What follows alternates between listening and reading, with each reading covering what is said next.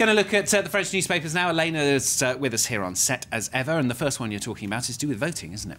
It is, or people who are banned from voting. That's Libération's front page today. None of these 6 people, all resident in France for decades, can vote in the upcoming election. Why not? Because they're foreign citizens, and France doesn't allow any non-Europeans to vote in its elections. Now, there's a vote going through the Senate today on whether or not the right to vote in local elections should be extended to foreign citizens who've been living here a long time. It's expected to pass because the Senate's controlled by the left and it's a socialist policy, but it's a symbolic vote really, because nothing will actually be implemented unless the socialists win the upcoming election, because Sarkozy's against it. Now, the Libération says in its editorial, this is nevertheless a good policy, because in a time when we're all worried about the economy, it's good for the left to remind us that there's some other big important issues in democracy to do with voting rights to talk about. So they say it's great it's being brought up into the front of politics.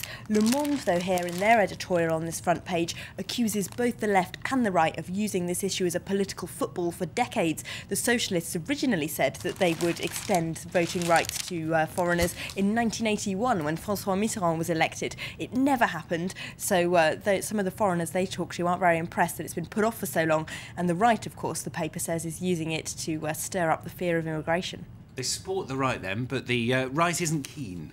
No, Le Figaro, their headline today is Sarkozy's charge against the Socialist Party. Now, they set out Sarkozy's party's case, really, in that front page. They say that the Socialists are using the two-house system, they're using their control of the Senate, basically to carry out their own electioneering, because they're not supposed, according to Le Figaro, to carry out symbolic votes about things that are never going to happen. They're just using it for their own election purposes. It also makes the front page of Le Parisien here, the right of foreigners to vote in front of the Senate, and they've got a rather nice map on the inside which will show you which countries can vote, which countries in Europe rather allow foreigners to vote, which don't. They point out Scandinavian countries all do, which according to some politicians they talk to in Sweden is really good for getting foreigners to integrate themselves more. And they also have a look at why Sarkozy has changed his mind so quickly on this issue. As recently as 2008 he backed the policy, and now he's turned all around. They say that's because he's trying to attract a working class vote he worries will go for Marine Le Pen. Now, we've got a new candidate for the presidency here in France. Yeah, the centrist Francois Baroin announced he's definitely standing. He's on the front page of François today. They report that he hopes to use his influence to try and get himself chosen as Prime Minister by whoever does win, although we don't quite know whether he would back the right or the left in a second round vote. Le Figaro is also having a look at his policy platform. They say he's trying to create a space in the centre, saying that Sarkozy's moving further to the right, Hollande's moving further to the left. He's talking about forming a kind of national unity government to deal with the economic crisis. They say apparently that he quoted a speech made by de Gaulle in 1958 about the national interest, but despite all of those grand historical allusions, he's not actually doing very well. He's only polling half the numbers at the moment that he did in 2007. Now, Elena's pulled out a little bit of culture for us now, a play that's causing controversy here in Paris.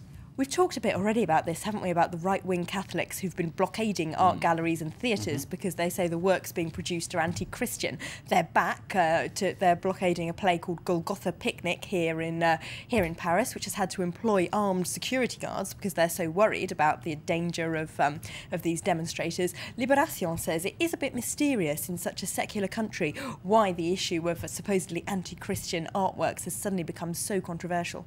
And finally, a French politician who's contemplating a change of career.